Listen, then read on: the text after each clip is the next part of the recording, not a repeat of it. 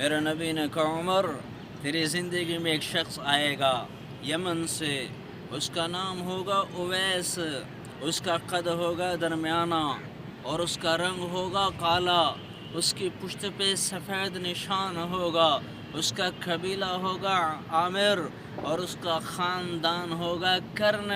عمر جب وہ آئے تو اس سے دعا کروانا، تو عمر کا میرے بعد کو نبی ہوتا تو عمر ہوتا۔ روزہ رسول میں عمر یہ نقشہ ہے، یہ اللہ کے نبی اور ان کے دائیں طرف ابو بکر اور ان کے بائیں طرف عمر، ایک یہ نقشہ ہے کہ یہ اللہ کے نبی، ان کے سر کے ساتھ ابو بکر کا سر، ان کے کندھے کے ساتھ ابو بکر کا سر اور ابو بکر کے کندھے کے ساتھ عمر کا سر، یوں ان نبی کے پہلو میں لیٹے ہوئے ہیں اور ان سے کہا جا رہا ہو عمر اویس سے دعا کروانا۔ یا رسول اللہ اویس سے کیوں کرواؤں؟ تو میرے نبی نے کہا عمر اس نے ماں کی ایسی خدمت کی ہے کہ جب وہ ہاتھ اٹھاتا ہے اللہ اس کے ہاتھوں کو خالی نہیں لوٹاتا۔ ہماری مائیں ذلیل ہو جاتی ہیں، ہمیں پتہ ہی نہیں ماں کیا ہوتی ہے، باپ کیا ہوتا ہے، ایسے کہ غلامی نے سب کچھ بھلا کے رکھ دیا۔ حضرت عمر کا زمانہ آ گیا، آپ ہر سال حج کیا کرتے تھے، پوچھتے بھائی کو اویس و بنو عامر تو کوئی نہ نکلتا۔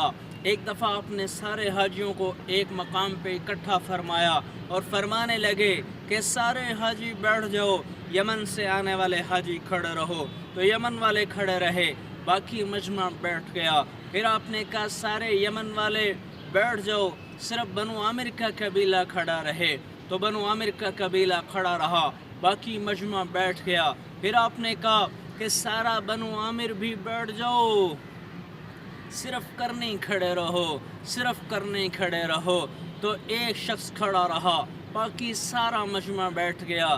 بھائی تو کرنی ہے؟ جی میں کرنی ہوں۔ تو ویس کو جانتا ہے؟ جی جانتا ہوں، میرا سگا بھتیجا ہے، پر آپ کیوں پوچھ رہے ہیں؟ وہ تو بڑا بے وقوف سا انسان ہے۔ تو حضرت عمر رونے لگے کہ بے وقوف وہ نہیں ہے، تو ہے، بتا وہ حج پہ آیا ہے؟ جی آیا ہے۔ اس وقت کہاں ہے؟ حاجی عرفات کے میدان میں اونٹنیاں چرانے جاتا ہے۔ آپ نے حضرت علی کو ساتھ لیا اور عرفات کے میدان میں پہنچے، دیکھا تو اویس کرنی ایک درخت کے نیچے نماز پڑھ رہے تھے، اونٹ ان کے دائیں بائیں چل رہے تھے، انہوں نے انتظار کیا، انہوں نے نماز مختصر کی، سلام پھیرا، تو حضرت عمر نے پوچھا بھائی کون ہو، کون ہو؟ وہ کہنے لگے جی مزدور آدمی ہوں۔ تیرا نام کیا ہے؟ وہ کہنے لگے عبداللہ، اللہ کا بندہ عبداللہ۔ حضرت عمر نے کہا نہیں، میں وہ نام پوچھ رہا ہوں جو تیری ماں نے تیرا رکھا ہو۔ تو وہ کہنے لگے آپ میرا انٹرویو کیوں لے رہے ہیں؟